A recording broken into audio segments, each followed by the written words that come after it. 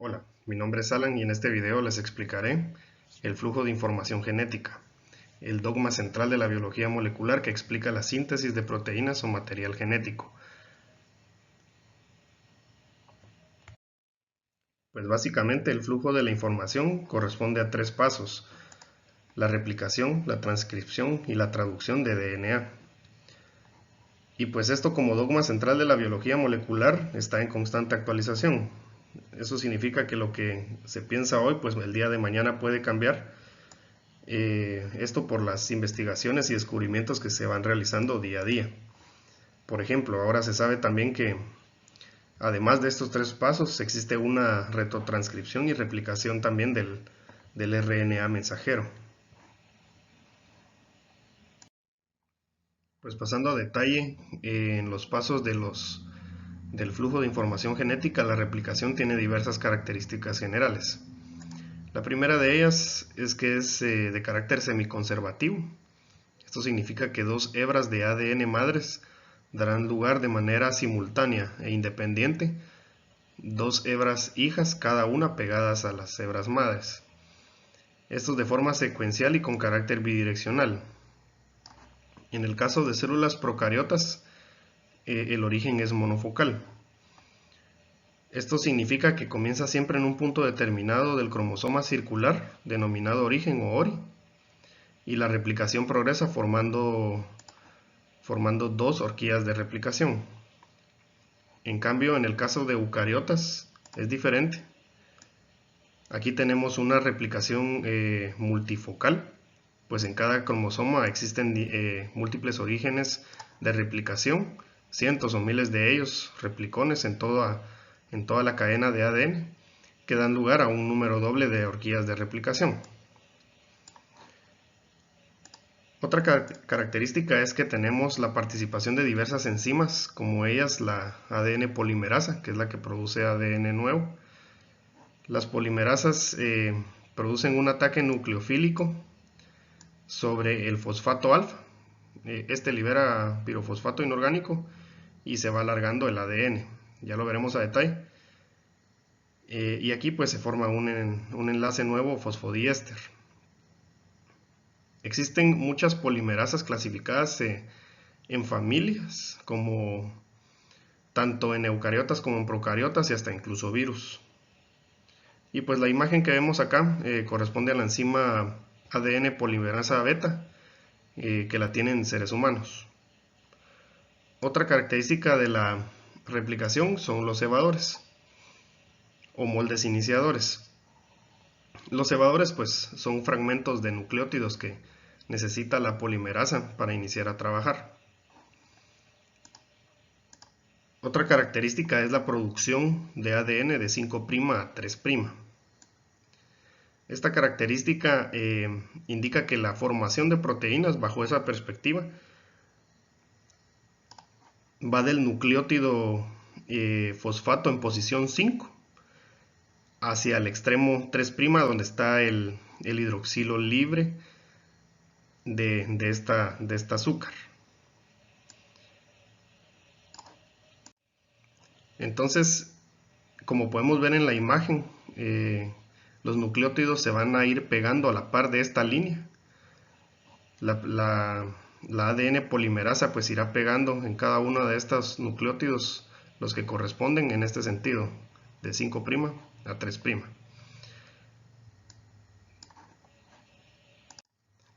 Esto puede llegar a confundir un poco, dependiendo de la perspectiva que uno considere. Si es del lado de la perspectiva de la ADN polimerasa, pues la ADN polimerasa va a leer de 3' a 5'. Pero nosotros viendo la producción lo veremos de 5' a 3'. Lo importante acá es que entender que la producción se da de 5' a 3'. Y pues otra característica son todas las demás enzimas que había mencionado, participan también en la replicación, como lo es la ADN primasa, la helicasa, la ligasa, la topoisomerasa y la SSB, que es en el caso de procariotas, y en el caso de eucariotas pues es RPA. Eso ya lo veremos más adelante. Pues viendo ya a detalle, más a detalle, el tema de la replicación del ADN, Este inicia con un punto de origen y la participación de la enzima helicasa. La enzima pues se va acoplando en un punto de origen y va abriendo los puentes de hidrógeno entre ácidos nucleicos que unen las hebras que son paralelas.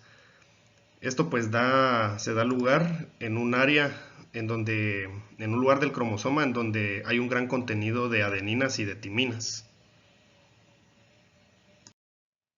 Como segundo paso tenemos la estabilización de apertura de la hélice y la participación de las enzimas SSB para el caso de procariotas o RPA para el caso de eucariotas. Estas enzimas estabilizan la apertura de ADN que previamente ha abierto la helicasa y estas no permiten que se vuelvan a unir las dos hebras.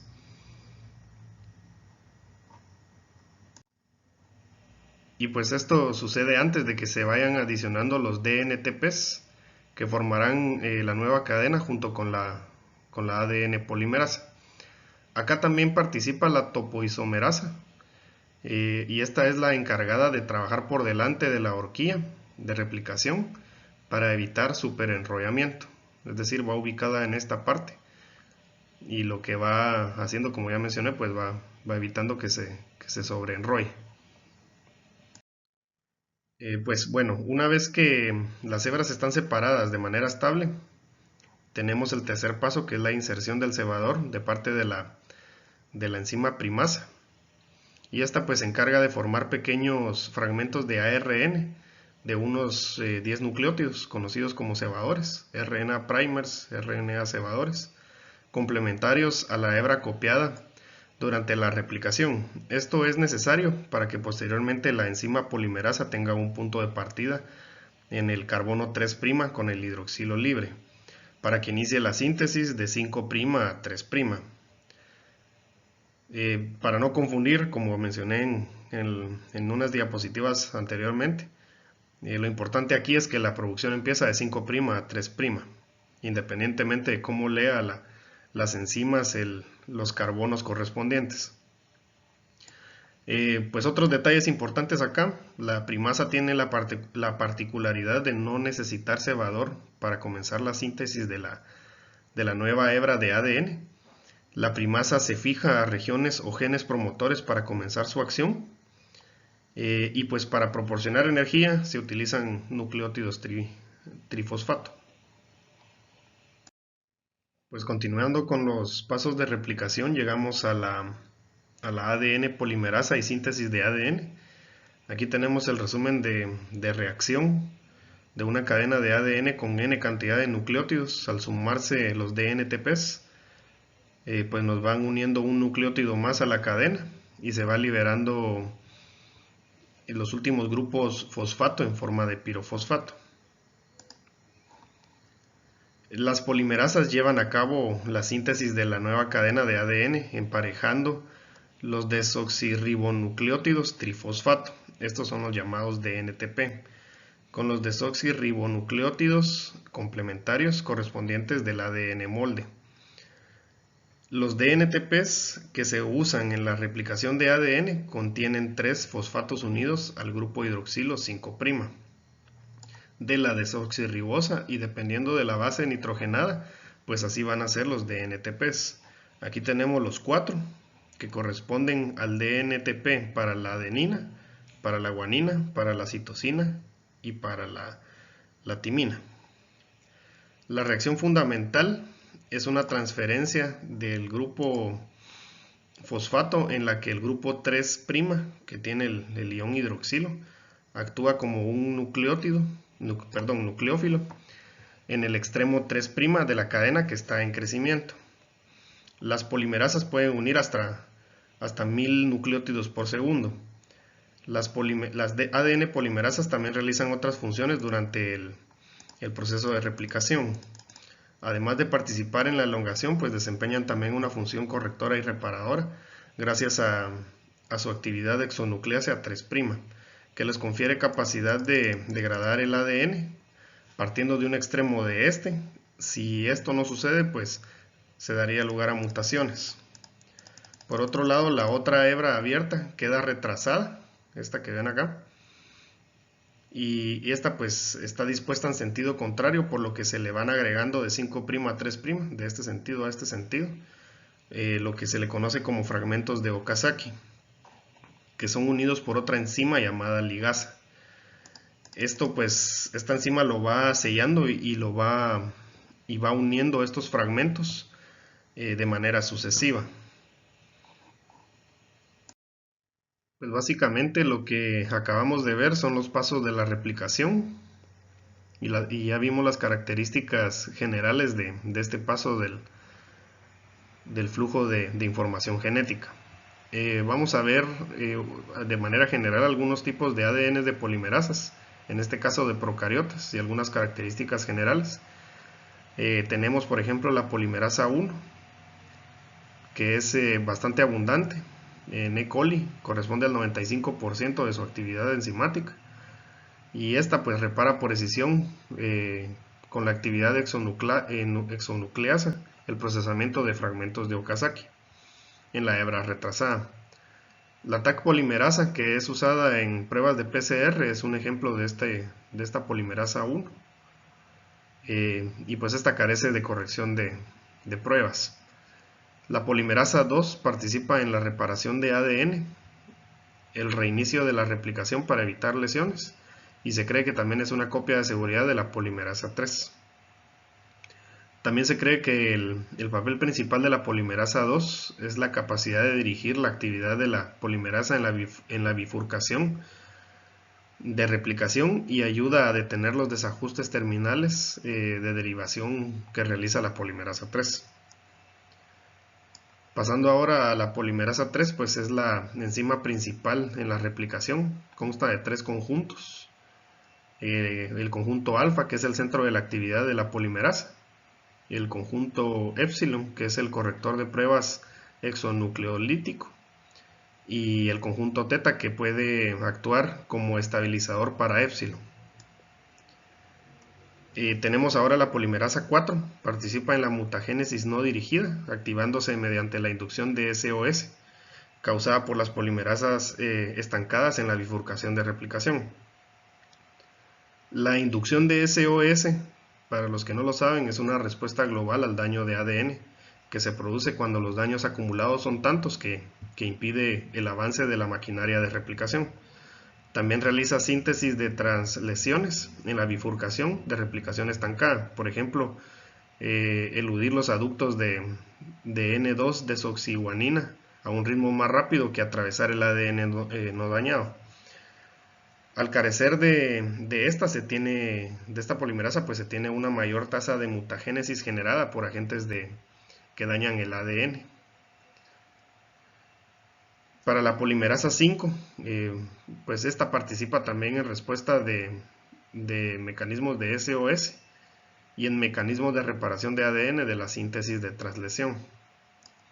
Y finalmente pues tenemos la transcriptasa inversa, tiene como función de polimerasa y también tiene función de degradación de ARN emparejado con el ADN. Se emplea comúnmente también este tipo de polimerasa en amplificación de ARN en pruebas de PCR.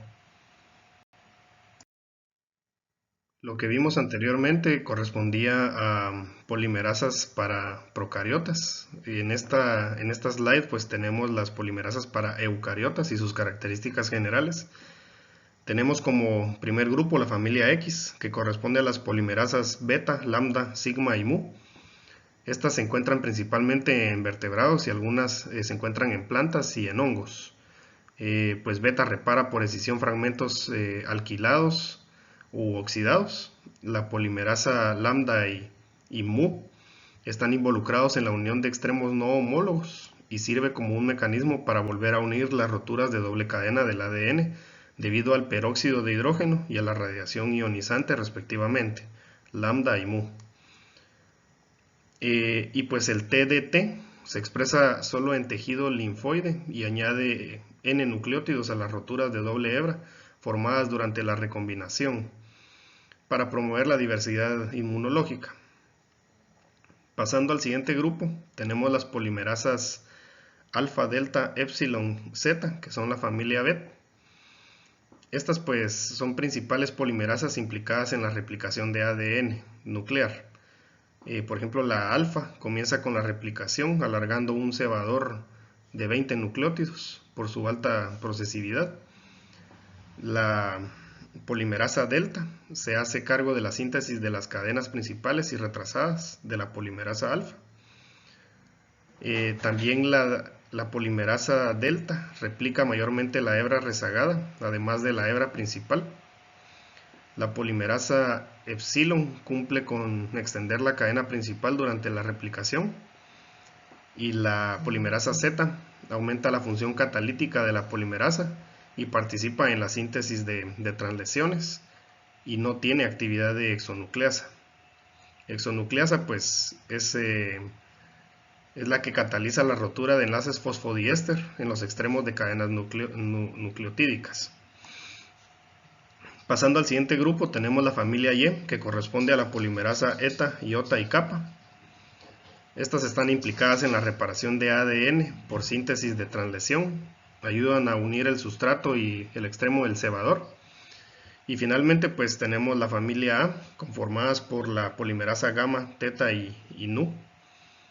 Estas pues algunas no están claras sus funciones, pero se sabe que la limitación de gamma produce trastornos mitocondriales autosómicos.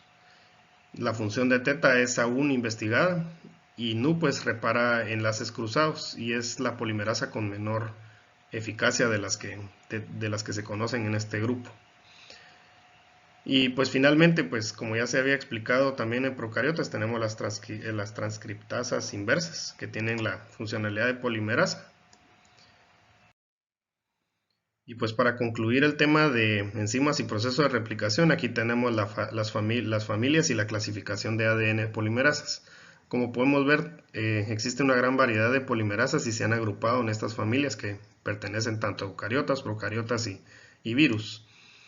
Los restos de ARN provenientes de la primasa son luego retirados por la ADN polimerasa 1 por acción de exonucleasa, como ya lo había explicado.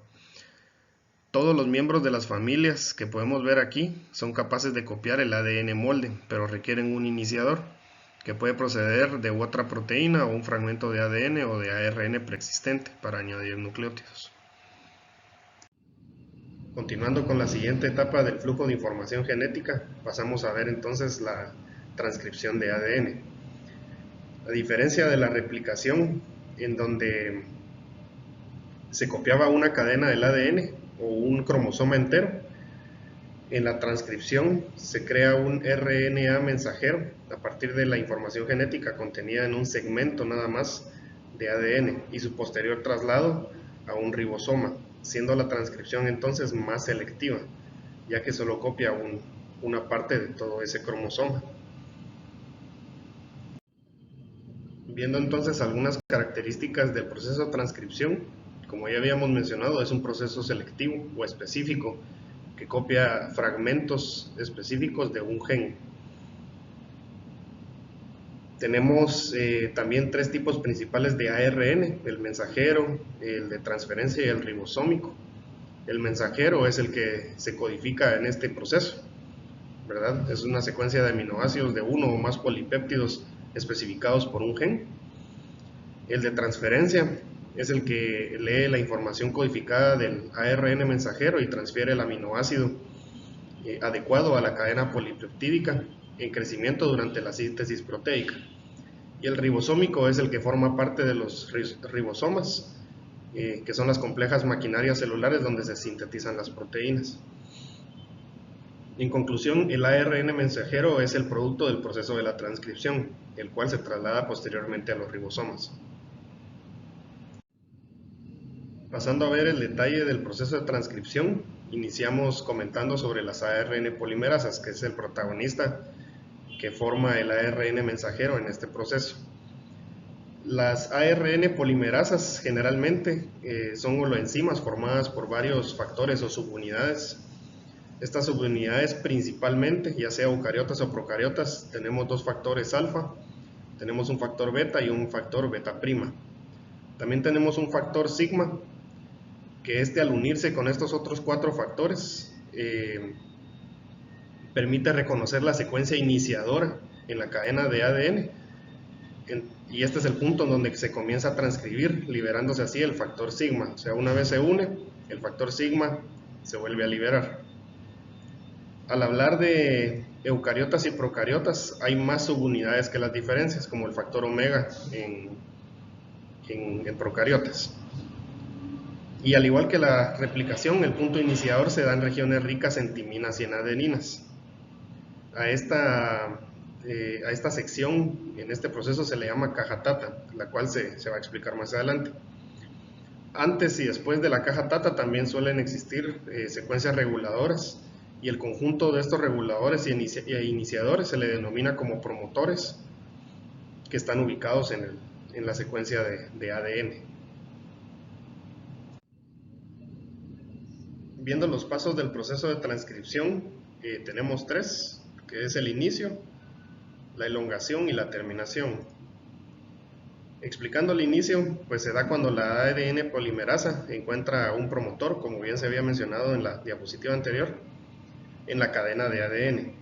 Entonces, una vez se encuentra el promotor, la ADN polimerasa empieza a desenrollar las dos hebras de ADN, formando un bucle de transcripción, como pueden ustedes ver aquí. Este cuadrado es el bucle de transcripción, que suele ser de unos 17 nucleótidos, y este sirve de molde para la síntesis del ARN, de tal manera que solo una de las cadenas de ADN es la que va a servir para transcribir la información al ARN. La ARN polimerasa pues no necesita de cebador para iniciar su síntesis, a diferencia de la ADN polimerasa en la replicación.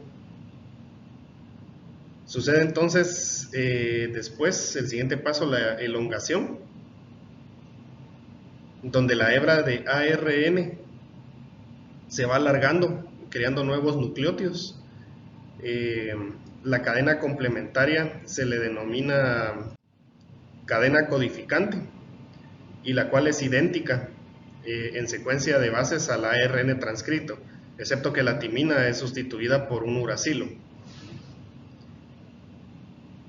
Los ribonucleótidos trifosfato existentes en el fluido celular, que son el ATP, el GTP, el CTP y el UTP, se desplazan hacia la parte desenrollada de la doble hélice del ADN y se sitúan complementando la cadena. Como bien ya se sabe, ¿va? Una timina con una adenina, una citosina con una guanina, una timina con una adenina, o una adenina con un uracilo, una guanina con una citosina. Y al igual que la replicación, pues se sintetiza de 5' a 3'. El proceso de transcripción termina entonces cuando la polimerasa encuentra una secuencia de terminación. A este sitio del ADN se le llama terminador. Una vez encuentra la polimerasa esta secuencia, separa el ARN mensajero y se separa ella también de la cadena de ADN. Explicando a detalle los promotores en la etapa del inicio de la transcripción, pues como ya se había indicado, son zonas específicas del ADN donde se une la ARN polimerasa para empezar la transcripción y se dirigen la transcripción de los genes adyacentes. Las secuencias de los promotores no son idénticas, pero se han encontrado en muchas bacterias ciertas secuencias que son particularmente comunes en ciertas posiciones, y a estas se les ha denominado secuencias consenso. Entonces, en el promotor pues se sitúan unos 10 y 35 nucleótidos a la izquierda de donde se inicia la transcripción, y se le llama secuencia menos 35 o caja de entrada, y secuencia menos 10 o caja Tata.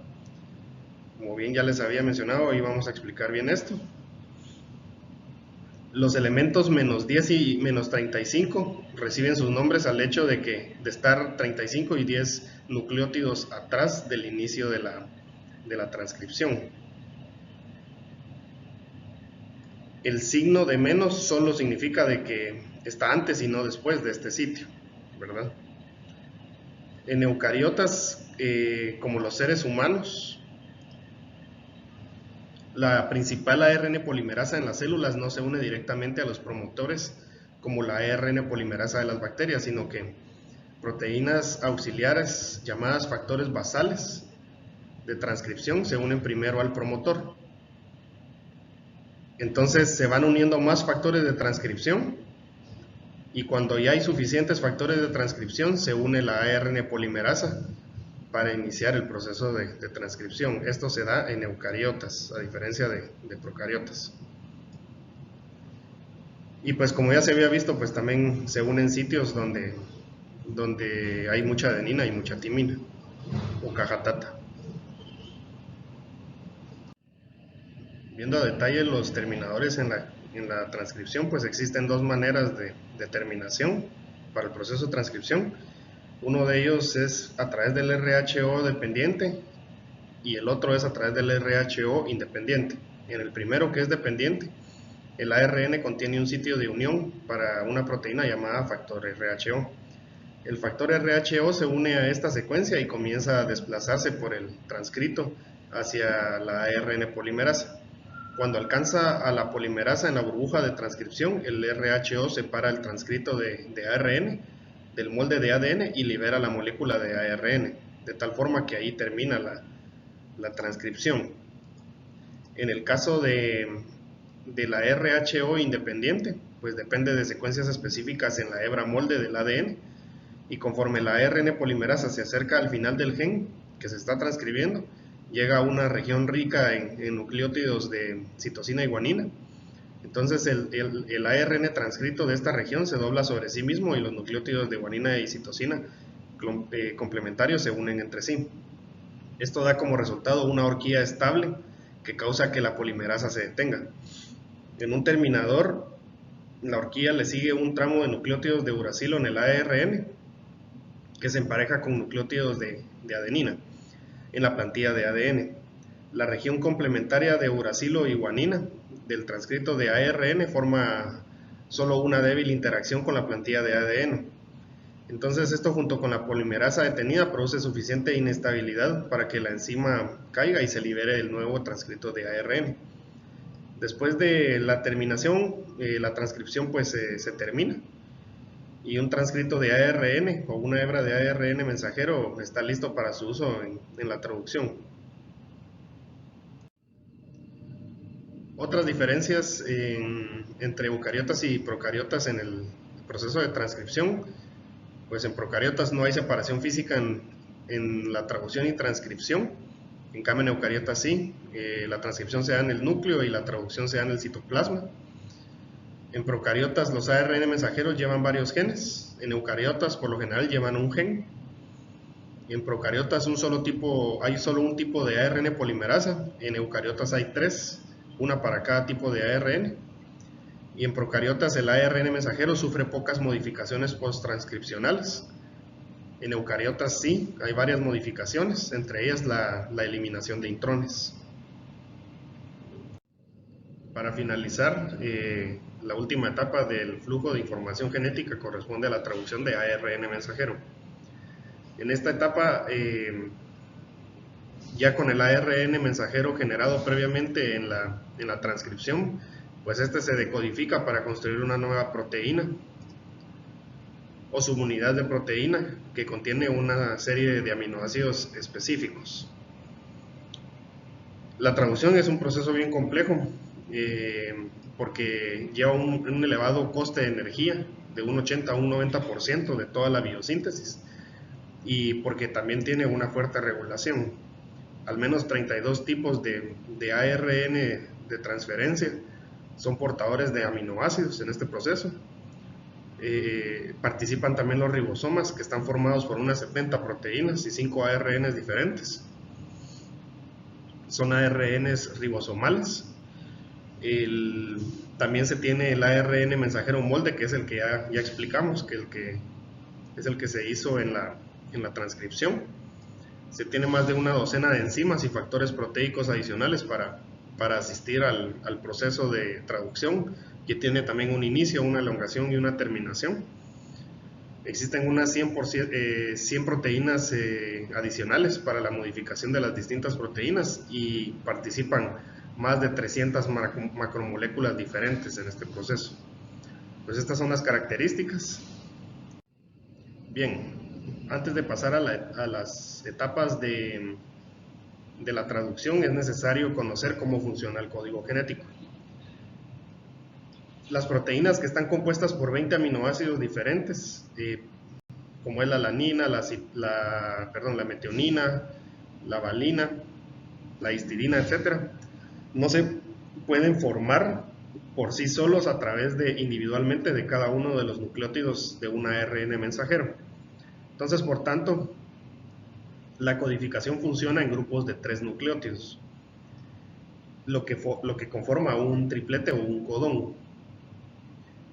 Cada triplete o codón representa un aminoácido, dando una señal específica a la célula que interpreta durante el proceso de traducción. De esta manera, se dispone de 4 bases diferentes, combinadas de 3 en 3, nos da un 64 opciones o 64 posibilidades de combinación para los 3 nucleótidos, para los 4 tipos de nucleótidos que tiene el ARN mensajero. 61 de estas combinaciones codifican aminoácidos. Una de esas 61 es la que da inicio al proceso de traducción, y 3 de ellas marcan el proceso de terminación en la traducción. Entonces esto permite asignar de manera adecuada un código de 3 bases para la formación de cada uno de los 20 aminoácidos presentes en las proteínas, y así poder descifrar el código genético contenido en el ADN. Podemos decir entonces que el código genético es organizado en codones. Más de un codón puede codificar el mismo aminoácido, y pues al activar un marco de lectura va a seguir sin cambiar a otro. Es una de las características del código genético. Aquí podemos ver todas las combinaciones posibles y todos los aminoácidos posibles que se generan a través de las combinaciones. Por ejemplo, el de AUG, los nucleótidos en ese orden AUG pues van a generar una metionina, y este va a ser el inicio siempre del proceso de traducción. Y aquí tenemos los otros 3 que habíamos mencionado, que son los altos, con UAA, UAG y UGA, pues nos paran el proceso de traducción. Siguiendo el proceso de traducción y sus etapas, pues encontramos fundamentalmente 2 moléculas importantísimas en este proceso, como lo son los ARN transferencia y los ribosomas. Los ARN transferencia no son más que puentes moleculares que conectan los codones del ARN mensajero con los aminoácidos. En el extremo de cada ARN transferencia encontramos 3 aminoácidos llamados anticodones, que se pueden unir a un codón específico del ARN mensajero. Mientras que en el otro extremo del ARN transferencia encontramos un aminoácido específico acorde a cada anticodón. Hay muchos tipos de ARN transferencia, cada tipo lee uno o unos pocos de codones y lleva el aminoácido correcto que corresponde a esos codones. Los ribosomas son las estructuras en donde se construyen los polipéptidos o proteínas y se componen de proteínas y ARN ribosomal. Cada ribosoma tiene 2 subunidades, una grande y una pequeña, alrededor de un ARN mensajero.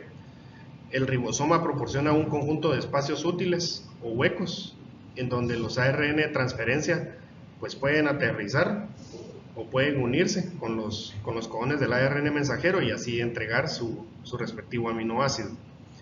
Entonces, los pasos de la traducción, al igual que las otras etapas del flujo de información genética, tenemos una iniciación, una elongación y una terminación en el proceso de traducción. En la iniciación, el ribosoma se ensambla alrededor del ARN mensajero, como ya se había indicado, y pues va a leer el primer ARN de transferencia, que lleva un aminoácido llamado metionina, y que corresponde al codón en el ARN mensajero AUG. Por tanto, el anticodón de esta ARN transferencia es UAC. Entonces, el crecimiento de la cadena polipeptídica en el ribosoma se va produciendo bajo un proceso cíclico que se repite tantas veces sea necesario hasta que se encuentra con un codón en el ARN mensajero de terminación, como se vio en la presentación del código genético. En la elongación, que es el segundo paso de este proceso, es donde la cadena de aminoácidos se va extendiendo. El ARN mensajero se lee un codón a la vez y el aminoácido que corresponde a cada codón se agrega a la cadena creciente de la proteína. El reconocimiento del aminoácido por su correspondiente RNA de transferencia es fundamental. Este reconocimiento se debe a una enzima llamada aminoacil ARNT sintetasa, que tiene dos sitios específicos. Uno presenta afinidad por el aminoácido y otro por el ARN transferencia, de forma que gracias a esta especificidad de esta enzima es posible la especificidad de los ARN transferencia por su respectivo aminoácido. El ribosoma tiene tres sitios llamados el sitio P, que es peptidil, el sitio A, que es aminoacil, y el sitio E, que es el sitio de salida. Al comienzo de cada ciclo, la cadena naciente está enganchada a un ARNT mensajero, de transferencia, en el sitio P, y los lugares A y E permanecen vacíos. Cada vez que un codón nuevo está expuesto, un ARN transferencia correspondiente se une al codón, la cadena de aminoácidos existente se une al aminoácido de ARN transferencia mediante una reacción química y el ARN mensajero se desplaza un codón sobre el ribosoma, lo que expone un nuevo codón para que sea leído. ¿Cómo sucede este desplazamiento? Pues cuando el segundo ARNT de transferencia cargado con el aminoácido adecuado se une al sitio A, se produce un ataque nucleófilo del grupo amino del aminoácido del ARN T entrante que está en el sitio A sobre el carboxilo del péptido en crecimiento del sitio P, con lo que se forma un enlace peptídico entre el nuevo aminoácido y el péptido en crecimiento, y el bloque del péptido en crecimiento se transfiere al sitio P al sitio A. Entonces aquí podemos ver el sitio. Iniciamos acá con el ARN de transferencia y su aminoácido. Se une el otro ARN de transferencia al sitio A. Este va uniendo los aminoácidos, se van corriendo y se va liberando nuevamente el espacio A. Y pues en el último paso, en la terminación, se da el momento en que la cadena polipeptídica completa pues es liberada. O sea, este conjunto de aminoácidos se completa y se libera. Y esto pues es cuando el ARN transferencia pues identifica un codón de terminación que puede ser UAG, UAA o UGA. Cualquiera de estos tres codones que se lean en el ARN mensajero va a detonar en que salgan los ARN de transferencia y pues flota el aminoácido que se sintetizó durante el proceso de la traducción. Después de la terminación, pues es posible que el polipéptido todavía necesite tomar una forma tridimensional correcta. Entonces, este polipéptido se somete a un procesamiento donde es enviado a otra parte de la célula o se combine con otros polipéptidos antes de que pueda hacer su trabajo como una proteína funcional. Y para concluir, pues tenemos otros ARNs involucrados en esto del flujo de información genética. Tenemos ARN reguladores, como lo son los interferentes, que son de 20 a 25 nucleótidos, suprimen la expresión de genes específicos mediante mecanismos de ribointerferencia. Tenemos también micro ARNs, que son de 21 a 22 nucleótidos, hallados en células eucariotas que se generan a partir de precursores específicos codificados en el genoma. Tenemos también interferentes pequeños formados por 20 a 25 nucleótidos, se producen con frecuencia por rotura de ARN virales.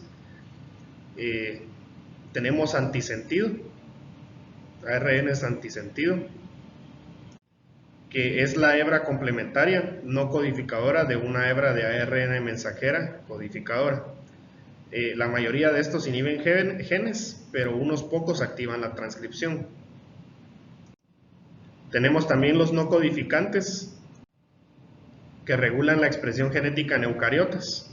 Tenemos también las ribosimas, que tienen una función biocatalizadora, como sucede en el traslado del ARN transferencia en la traducción, al pasar del sitio P al sitio E de la fábrica ribosomal.